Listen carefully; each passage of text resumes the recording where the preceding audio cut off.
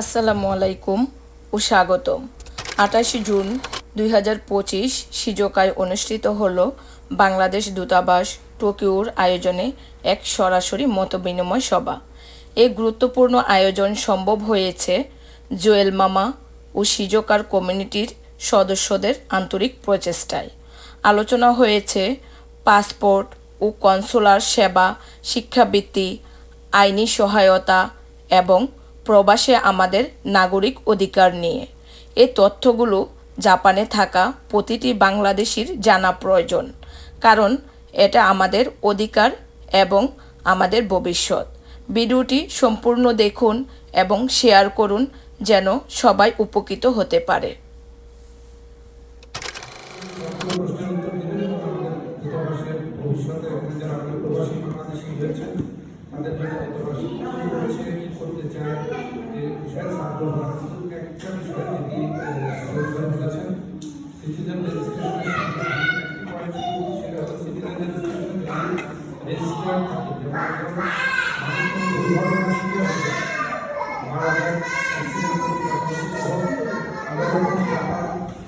সরকারের অফিসে যোগাযোগ করে পুলিশের সাথে তখন একটা জিনিসের প্রমাণ দিতে হয় যে সে বাংলাদেশের নাগরিক। এক্ষেত্রে একজন অ্যাক্সিডেন্টের শিকার হলে মারা গেলে তখন তার পাসপোর্ট, তার জায়গা কার্ড খোঁজার জন্য আরেকজনকে ছোটাছুটি করতে পারে। এটা না পাওয়া পর্যন্ত আমরা প্রমাণ করতে পারি না। একটি ঘটনা, এটা 2022 সালের শেষের দিকে সাইকোনাতে আমাদের একজন বাংলাদেশি মুসলিমকে তার ওয়াইফ জাপানি ছিলেন, তাকে পুড়িয়ে দেওয়া হয়েছিল। এটির মূল কারণ যেটি ছিল সেটি হলো আমরা শেষ পর্যন্ত কোনো ডকুমেন্টস জাপান সরকারকে বা পুলিশকে দেখাতে পারি নাই যে সে বাংলাদেশের নাগরিক। তার ওয়াইফ চেয়েছিল যে তাকে পোড়ানো হোক, তাই পোড়ানো হয়েছে। যেহেতু আমরা প্রমাণ করতে পারি, তারা বলেছিল যদি বাংলাদেশের নাগরিক প্রমাণ করতে পারো, সে বাস্তব প্রমাণ করতে পারো, আমরা তাহলে এটা সেকেন্ড থট দিব, কিন্তু আমরা পারি না। তো সিটিজেন রেজিস্ট্রেশনে থাকলে যেটা হবে যে আপনার ইনফরমেশন থাকলে কখনো প্রয়োজন হলে আমরা ক্লিক করলে দেখতে পাবো যে আপনার বাড়ি কোথায়, আপনি বাংলাদেশের অ্যাড্রেস সহ ওখানে থাকেন। বাংলাদেশে আপনার যোগাযোগ করতে পারবেন, আপনি যে বাংলাদেশের নাগরিক ওখানে আপনার পাসপোর্ট নাম্বার থাকবে, সেটা দিয়ে প্রয়োজনে জাপানকে বলতে পারি যে সে আমাদের বাংলাদেশের নাগরিক, আমাদের দূতাবাসের সিটিজেন রেজিস্ট্রেশন তালিকায় সে অন্তর্ভুক্ত আছে। এটা হলো সবচেয়ে বড় সুবিধা সিটিজেন রেজিস্ট্রেশন। অন্যান্য প্রশ্নের উত্তর আমরা রাষ্ট্রপতি সাহেবকে ধন্যবাদ।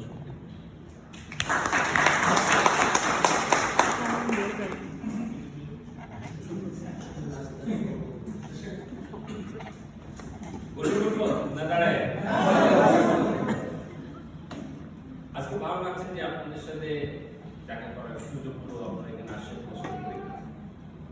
আমাদের একটা কাজ ছিল, এটা হচ্ছে অবশ্যই কাজ। আমরা এখানে গভর্নমেন্টের সঙ্গে দেখা করেছি কিভাবে বাংলাদেশিদের এখানে আরো বেশি আসার সুযোগ পাওয়া যায়, কিভাবে এখান থেকে বাংলাদেশে ইনভেস্টমেন্ট যায়, কিভাবে ব্যবসা বাণিজ্য বাড়ানো যায়, সেই সব বিষয়গুলো নিয়ে মূলত আমার এখানে আসে। একই সাথে আমি বিভিন্ন স্কুলে গেছি, বিভিন্ন ইউনিভার্সিটিতে গেছি, যেখানে বাংলাদেশিরা আছে, কাজ করছে, সেসব জায়গায় আমার মনে হলো যে বাকিদের সাথে তো দেখা হচ্ছে না, এই যদি সম্ভব হয় তাহলে আপনাদের সাথে দেখা করা সেটা সুযোগ হয়েছে। এই জন্য আপনারা কষ্ট করে আসার জন্য আপনাদেরকে ধন্যবাদ। আমি এখানে এসে খুব বেশি দিন নয়, 6 মাস। গত ডিসেম্বরের মাঝে যদিও আমার এখানে আগে সাংবাদিকতা আছে, যারা পূর্ণ লোক তারা অধিকাংশই আমার কাছে, সবাই অবশ্যই না, কারণ আমি 2000 সাল থেকে 2003 এই সময়ে এই দূতাবাসে কাজ করে গেছি। জাপানে অভিজ্ঞতা হিসেবে আছে আমার, জাপানি ভাষা বুঝতে পারি, সব মিলিয়ে কোনো যারা আছে তাদের অনেকের সাথে সম্পর্ক ছিল, এখনো আছে। আমি আশা করি আপনাদের টোকিওতেই ইতিমধ্যে অনেক ধরনের অভিযোগ ছিল, সেই অভিযোগগুলো আস্তে আস্তে দূর করার চেষ্টা করেছি। আমি ভেবেছিলাম যে আমরাও কিছু অভিযোগ করবো, কিন্তু সেরকম কোনো অভিযোগ আজকে পাওয়া গেল না। হয়তো আপনারা দূরে থাকেন, বেশি দূরে নয়, আমি বলবো যে বাড়ি থেকে একটু দূরে, মোবাইলে তো তার থাকেন না বা অতি নাওতে থাকেন না। আপনার চাইলে এখান থেকে 2-2.5 ঘন্টা চলে যেতে পারে, কাউকে প্লেনেই হয়তো 1.5-2 ঘন্টা সময় লাগে। একদিন যেমন বললেন যে যদি কষ্ট হয় পাসপোর্টের জন্য, সেটা নিয়ে আপনি আসার পরে কি করেছি সেটা একটু বলা ভালো, তাহলে আপনি আপনারা বুঝতে পারবেন। এরপরও যদি আপনাদের কোনো প্রশ্ন থাকে তাহলে সেগুলো উত্তর দেওয়া সম্ভব হয়। প্রথমত এসে আমরা যেটা দেখলাম, আমি যেটা দেখলাম, আপনাদের পাসপোর্ট থেকে খুব হয়রানির শিকার হতে হয়। কোনো কোনো ক্ষেত্রে যাদের অভিজ্ঞতা আছে তারা 6 মাস 8 মাস পাসপোর্ট পায়। ওখানে যে অ্যাপ্লাই করলে ভালো ব্যবহার পাওয়া যেত না, আপনাদের টেলিফোন ধরত, এগুলো নিয়মিত অভিযোগ ছিল। আপনারা শুনে খুশি হবেন যে টেলিফোন ধরা এখনো যে খুব রেগুলার হয়েছে বলবো না, 100% হয়েছে বলবো না, বাট টেলিফোন ধরছে বলে আপনারাই মন্তব্য করেন। আমি যেটা করেছি সেটা একটি ডেডিকেটেড লাইন শুধু বাংলাদেশিদের জন্য, যেটি আমাদের ফেসবুক পেজ, এখানে আমরা নিয়মিত দিই। এই নাম্বারটা উল্লেখ করা থাকে, যখন বিভিন্ন পাসপোর্ট আসে তখন কোথায় যোগাযোগ করতে হবে, কার সাথে করতে হবে, কোন মেইলে করতে হবে, এই তথ্যগুলো আমরা নিই। এই জন্য আমাদের একই সাথে বলবো, আমাদের যে ফেসবুক পেজ আছে সবাই একটা লাইক দিয়ে রাখবেন অথবা এর সঙ্গে অ্যাড করে রাখবেন। আমরা ওখানে দিই, তাহলে আপনার সবাই পেয়ে যাবেন। ওখানে একটা ডেডিকেটেড নাম্বার আছে, আপনাদের যে ফোন করবে আপনারা ওখানে ফোন করবেন। যদি ফোন না ধরে তাহলে আপনারা আমার কাছে অভিযোগ করবেন। আমার প্রথম মিটিংয়ে আমার পার্সোনাল নাম্বার আমি ওপেন করে দিই। দুর্ভাগ্যবশত এ পর্যন্ত অভিযোগের সংখ্যা কম, বেশিরভাগ রাত্রে 9টা 10টা 11টার সময় ফোন করে, ভাই আমার পাসপোর্টটা কি এসছে একটু দেখবেন। একবার যে ম্যানারের কথা বললেন, এটা দিয়ে আপনারা বুঝেন যে আমার সঙ্গে কি ধরনের ইনফরমেশন চাওয়া হচ্ছে আমার কাছ থেকে। পাসপোর্ট এসে কি আসে না, এটি তো অফিসের সময়ে অফিসে ফোন করলে তারা বলতে পারবে চেক করে পাসপোর্ট এসে। রাত্রে 10টার সময় যদি অ্যাম্বাসেডরকে ফোন করে বলা হয় পাসপোর্ট এসে কিনা আপনারা দেখেন, তাহলে অ্যাম্বাসেডরের পক্ষে তো আর অফিস খুলে পাসপোর্টের তথ্য দেওয়া সম্ভব। এই জন্য এই কথাগুলো বললাম যে আসলে এই উনি যিনি ফোন করেছেন আমি তাকে বেশি প্রসারণ করছি, কাজে ছিলেন সারাদিন, কাজটা কারণে উনি দিনে সময় পাননি বা ফোন করার সুযোগ পাননি। আমি অবশ্য তাকে বলি যে আপনি আপনার যে পাসপোর্টের আবেদন নাম্বার থেকে আমাকে পাঠিয়ে রাখেন, পরের দিন হয়তো আমরা একটা ইনফরমেশন পাচ্ছি।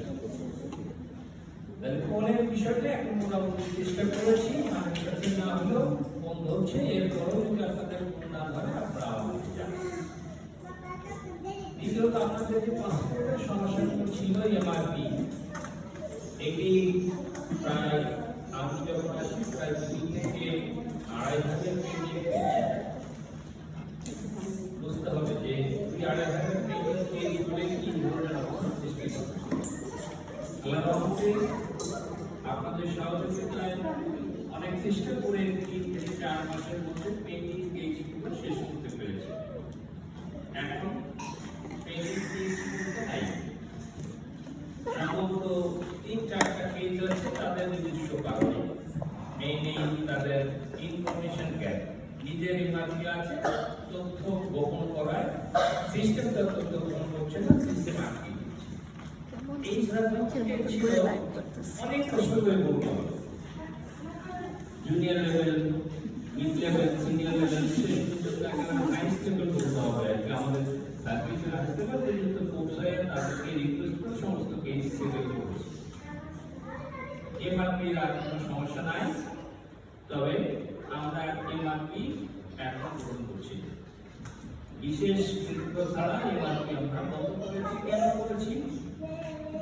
ই পাসপোর্ট চালু হয়েছে প্রায় অনেক বছর আগে, 4.5 বছর আসলে ই পাসপোর্ট ছিল না, আমি আসার পরে ই পাসপোর্ট চালু করা হয়েছে মাস 2-2.5 মাস আগে আমরা ই পাসপোর্ট চালু করেছি। আমরা এখন ই পাসপোর্ট ইতিমধ্যে প্রায় 500-600 ই পাসপোর্টের অ্যাপ্লিকেশন আমরা দিয়েছি। আমরা সেগুলো এখন নিয়মিত দিচ্ছি এবং বেশিরভাগ ক্ষেত্রে ই পাসপোর্টের সমস্যা হচ্ছে না বা আপনাদের সমস্যা হচ্ছে না। যে যখনই যাচ্ছেন ওই দিনেই কাজ পাচ্ছেন এবং দ্রুতই কাজ পাচ্ছেন বলে আমার ধারণা। কারণ আমি মাঝে মধ্যে কনসুলার সেকশনে নিজে যাই, দেখি যে কাজ হচ্ছে কিনা, একজন কাস্টমার হিসেবে যাই দেখার জন্য আপনাদের সাথে কথা বলা। এই বিষয়টা এখন মোটামুটি আর অসুবিধা নেই। এরপরে আপনাদের আরেকটা দাবি অনেকের এনআইডি। আপনারা শুনে খুশি হবেন যাদের এনআইডি নাই তারা কিছুদিনের মধ্যে, আমি বলছি না কয়েক মাসের মধ্যে, কিছুদিনের মধ্যে আপনারা দূতাবাস থেকে এনআইডি আবেদন করে এনআইডি পাবেন।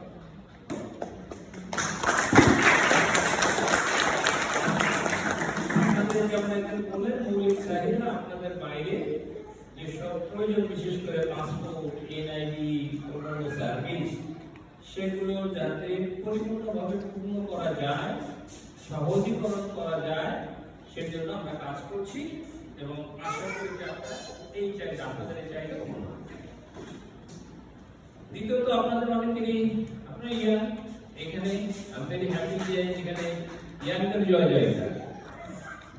বয়স্ক বা পুরনো লোকজনের সংখ্যা কম। একদিন আপনারাও পূর্ণ হয়ে যাবে। আশা করি আপনাদের যে আপনাদের অবস্থান দীর্ঘায়িত হবে, আপনারা পূর্ণ হয়ে যাবেন। যারা জাপানিজ পাসপোর্ট পান তারা আগে নো ভিসা রিকোয়ার্ড ফিল্টার করতে হবে। প্রয়োজন ছিল পুলিশ ক্লিয়ারেন্স, এখন থেকে আর পুলিশ ক্লিয়ারেন্স লাগবে না। সেটি চেষ্টা করে যেভাবেই হোক সরকারের কাছ থেকে জাপানে যারা অবস্থান করবেন তাদের পুলিশ ক্লিয়ারেন্সের প্রয়োজন হবে না, সে ব্যবস্থা করা হবে। যা আপনারা চাইবেন এখন এসবিআই দিতে পারবেন। আগে যে সময় ছিল 7 দিন, এখন আর 7 দিন নয়, এখন আপনারা দিনে দিনে পাচ্ছেন।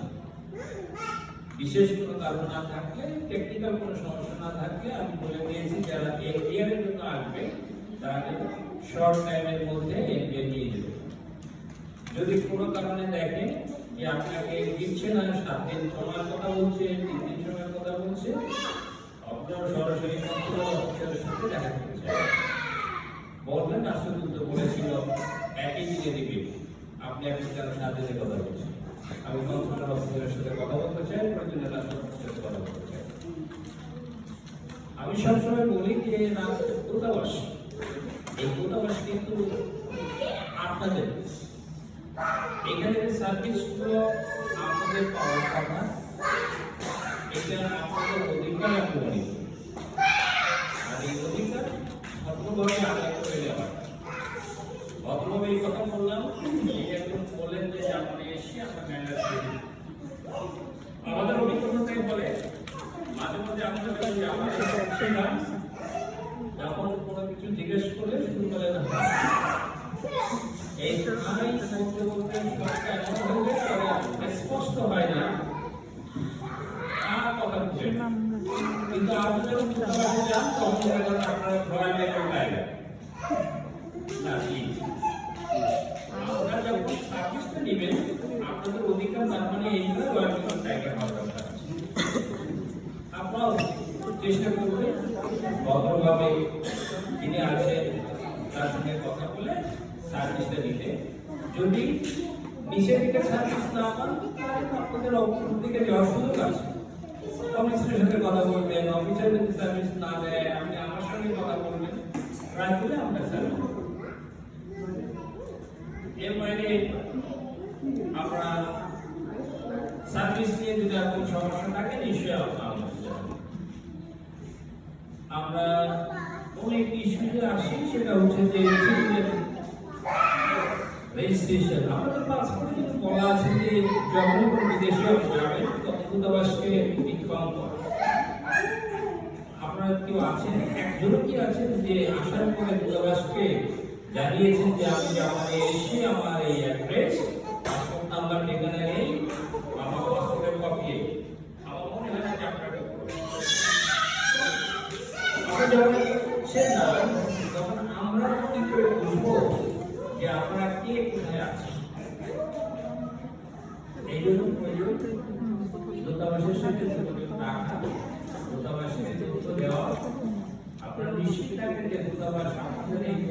কোথাও সব করবে শুধুমাত্র আপনারা প্রয়োজনে যখন প্রয়োজন হবে তখন করবে। একটু গেটগুলির কথা বললাম না, এটা আমাদের ব্যবসা ওনার যে পরিস্থিতি হয়েছিল আমাদের কাছে ইনফরমেশন আপনার করতে আমাদের কাছে আরো একটি কেস আছে বিষয় আমরা ডিটেলস বলছি না কোথায় আমরা জানি সেটা কিন্তু আমরা নিয়মিত যোগাযোগ করছি আমরা পুলিশ প্রশাসনের সঙ্গে আমরা লোকাল বাংলাদেশি থেকে সহযোগিতা নিয়ে তার প্রবলেম সলভ করার চেষ্টা করছি কিন্তু আমরা প্রায় 1-2 মাস ধরে বা তারও বেশি চেষ্টা করি এই বিষয়টা আমাদের আসলে নলেজ ছিল না আপনাদেরও একটু খেয়াল রাখা সবার সাথে কাছে থাকা সবার সাথে যোগাযোগ রাখেন তাহলে অন্যরা আপনার সম্পর্কে জানেন আপনি যদি একাই নিজের মতো থাকেন তাহলে তো ওরা বুঝতে পারবে না আপনার সমস্যাটা বুঝতে পারবে এই জন্য আমরা সবসময় সাজেস্ট করি আপনার যেখানে আছেন সহিষ্ণু যদি একটি হোয়াটসঅ্যাপ গ্রুপ করে রাখেন শুধু কাকে হোয়াটসঅ্যাপ করুন সেখানে আপনার সমস্যার কথা বলতে পারেন কোনো পার্সোনাল ইস্যুস নয় কিন্তু যেটা আমাদের সহযোগিতা প্রয়োজন কেউ হয়তো একটা আরো একটা প্রয়োজন পাচ্ছেন না যদি আরেকজনের কথা বলে বলেন যে আমার একটা কাজের দরকার দেখা যাবে আপনার আর এক ভাই অন্য জায়গায় চাকরি করছে তার উপর একটা আরো দরকার আছে তাহলে সে আপনার জন্য আমাদের এখানে একটা কাজ আছে আমাদের এখানে কিন্তু আপনি যদি এই গ্রুপের মেম্বার না আপনার যদি সমস্যার কথা না বলেন তাহলে তো তোমরা বুঝতে পারবে এই জন্য একটু হলেও আমি মনে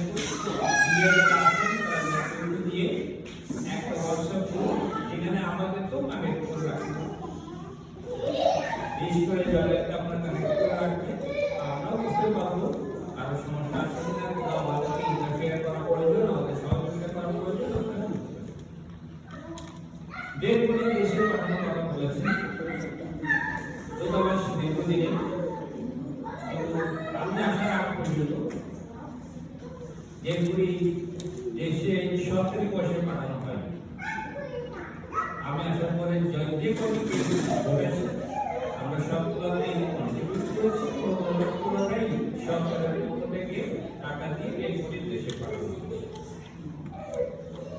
রিসেন্টলি যে ঘটনা ঘটেছে এটা মুন্সিগঞ্জে ওনারা নিজেরাই কন্ট্রিবিউট করছেন আমাদের কাছে কোনো অ্যাপ্রোচ করেনি কিনা আমরা কোনো কন্ট্রিবিউট করিনি যদি তারা আমাদের কাছে অ্যাপ্রোচ করে তাহলে আমরা এখানে কন্ট্রিবিউট করি প্রশ্ন হচ্ছে যে যারা বেগুনি বা অন্য কারণে সবকে শিখতে দিতে চান সেখানে কিন্তু আপনাদের কিছু দায়িত্ব আছে আমাদেরও কিছু লিমিটেশন আছে আপনারা যারা তাদের এখানে এসে প্রবাসী কল্যাণ থেকে একটা কার্ড নিয়ে এসে প্রবাসী কল্যাণ আপনাদেরকে কার্ড দিয়েছি বাইরে আসার জন্য কিন্তু যারা স্টুডেন্ট তারা কিন্তু কার্ড পান যারা পুরো এখানে আছেন তাদের কিন্তু প্রবাসী কার্ড নাই যারা মিস করেছেন তাদের জন্য আমরা কিছু একটা রেখেছি এটা হচ্ছে আপনার দূতাবাসে অ্যাপ্লাই করে একটা কার্ড করে নিতে পারেন এবং এটা ফিস মাত্র ৫,০০০ টাকা একবারের জন্য কিন্তু এটা এমন নয় যে প্রতি মাসে বা প্রতি বছর রিনিউ করতে হবে একবার কি সুবিধা পাবেন এই যে বললাম প্রয়োজন তখন সরকারের দায়িত্ব হচ্ছে এই যেগুলি সরকারি গভর্নমেন্ট দেশে যদি প্রয়োজন হয়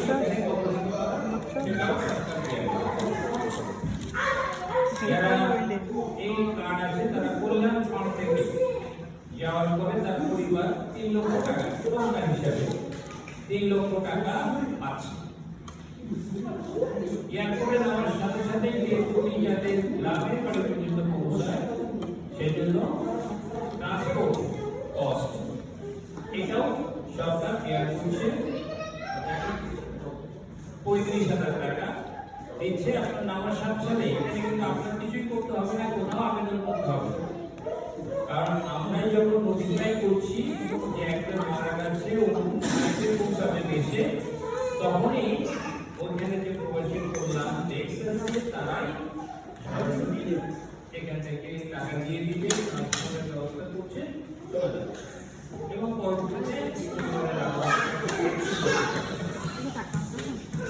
যারা কাজ করে এসছে কাজের জন্য, তারা যদি আল্লাহ না করুক 5 বছরের আগে ইন্তেকাল করে, তাহলে তার পরিবার আরো 10 লক্ষ টাকা ইন্স্যুরেন্স থেকে পাচ্ছে। তো এই ধরনের সুযোগ সুবিধা কিন্তু আছে।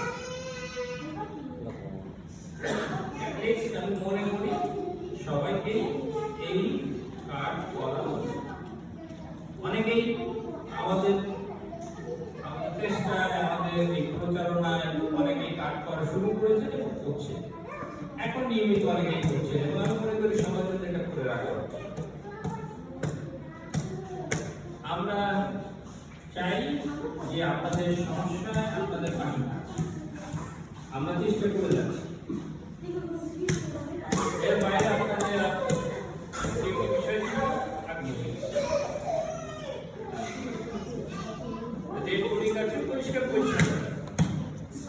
পরিষ্কার পরিচ্ছন্ন সিকিউরিটি জাপানের আইন, এটা যদি আপনারা না মানেন তাহলে আপনারা কোথায় করবেন, ঠিক না? জাপান খুবই পার্টিকুলার। আমরা যে সমাজ থেকে এসেছি, এই সমাজের সত্যিকার অর্থে আমাদের সামাজিক ব্যবস্থাপনায় জাপান যেভাবে একেবারে স্কুল থেকে, পরিবার থেকে যেভাবে পরিষ্কার পরিচ্ছন্নতা, আইনের শ্রদ্ধাশীল যেভাবে শিখে একেবারে বাচ্চা অবস্থা, আমরা তো শিখি না। তার মানে এই নয় আমরা বাইরে এসে প্রমাণ করছি যে আমরা একটা অপরিচ্ছন্ন জাতি। আমি মনে করি, যেটা আমি সব জায়গায় বলি, যে আসলে পরিচিত ওই আমরাই হচ্ছে প্রকৃত অ্যাম্বাসেডর। কেন এই কথাটা বলি? অ্যাম্বাসেডরের কাছ থেকে আমাদের কাজটা হচ্ছে যে বাংলাদেশকে পরিচয় করা। এই জাপানিদের মাঝে আমাদের কাজ হচ্ছে আমরা বাংলাদেশকে পরিচিত করা। আমি কি শিক্ষকতাতে এসে এই প্রথম ভিজিট কিন্তু আমার অফিসিয়াল ভিজিট প্রথম। এখন এসে গভর্নরের সঙ্গে দেখা করলাম, আর দুজনের সঙ্গে দেখা করলাম, পার্লামেন্ট মেম্বার বা ব্যবসায়ীদের সঙ্গে দেখা করলাম, কিন্তু সাধারণ মানুষের সাথে কি দেখার সুযোগ হয়েছে আমার ওই ধরনের খুব কম। কিন্তু আপনারা কিন্তু এইখানে যারা বসবাস করে জাপানিজ তাদের সঙ্গে দেখা হচ্ছে, কথা বলছেন, চলাফেরা করছেন, এখন আপনাদের ব্যবহারের মাধ্যমেই কিন্তু তারা বুঝতে পারবে যে বাংলাদেশ কিরকম।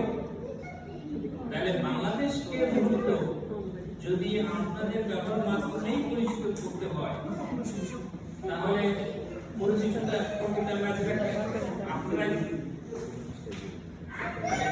এই ক্ষেত্রে আপনাদেরকে মনে হয় যে বাংলাদেশের মান সম্মান গোমানোর দায়িত্ব আপনাদের কেউ দিয়েছে? নিশ্চয়ই না। বাংলাদেশ নিজের আর কিছু না হোক, নিজের দেশকে তো ভালোবাসে, নিজের দেশের মান মর্যাদা বৃদ্ধি পাক, এটা তো চায়। তাহলে সেটা যদি করতেই হয়, তাহলে আমি আপনাদের কাছে অনুরোধ করবো যে আপনাদের ব্যবহারের মাধ্যমে আপনারাই প্রমাণ করবেন যে বাংলাদেশ একটি সভ্য জাতি, পরিষ্কার পরিচ্ছন্ন জাতি, এবং তারা কোনো অন্যায় কাজে লিপ্ত হয় না। আমি খুব জোর দিয়ে বলি যে আমাদের পার্শ্ববর্তী অনেক দেশের লোকজন এখানে এসে বিশেষ করে রাতে অ্যালকোহলের পরিমাণ এত বেশি খায়, নিজেরাই করা হয়, ঘরেদের সবাই কাজ করতে পারে না। কিন্তু আমাদের অধিকাংশই, অধিকাংশই কিন্তু এই কাজ থেকে বিরত থাকে, সময় মতো কাজে যায়, আবার কাজ করে, ওভারটাইম দিলে ওভারটাইম করে, সব কিছু মিলায় ছেড়ে যাবে। হ্যাঁ, থাকলেও ভালো। সেক্ষেত্রে আপনার যদি আমি মনে করি বাংলাদেশকে পরিচিত করা দায়িত্ব আপনাদের এবং আপনারা দেশকে ভালো পর্যায়ে নিয়ে যাবেন। যার পরিপ্রেক্ষিতে যে আমাদের যারা আছে তারা যদি বুঝতে পারে যে না বাংলাদেশিরা অত্যন্ত ভদ্র এবং সভ্য জাতি এবং কাজে মনোযোগী, তাহলে তারা আরো বেশি বাংলাদেশে আনার আগ্রহ প্রকাশ করবে। এই জন্য আপনাদেরকে এই দায়িত্বটা দেওয়া হবে। নেক্সট হচ্ছে যে পাসপোর্টের সেবা। আপনারা এখানে আছেন, আপনাদের মনে হয় যে কোনো সময় আপনারা পাসপোর্টের সেবা পেয়েছেন, এখানে পাবেন। আপনাদের জন্য সুখবর, আমরা গত মাস থেকে এই মাস থেকে আপনাদের বলা যায় যে দুয়ারে দুয়ারে গিয়ে আমরা পাসপোর্ট সেবা চালু করেছি। সেটি ডিমান্ডের ভিত্তিতে হবে।